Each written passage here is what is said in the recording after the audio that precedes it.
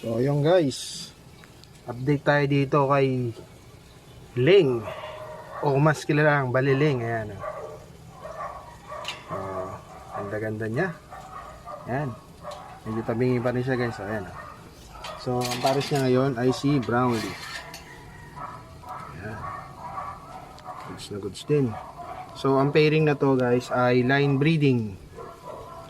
So bakit ko sinabing line breeding ay magkapatid sila sa tatay, sa line breed na Reso.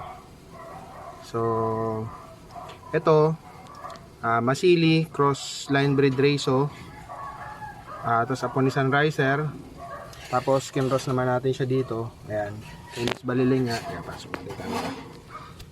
Ayan, so ito nga si Miss Baliling tawag dito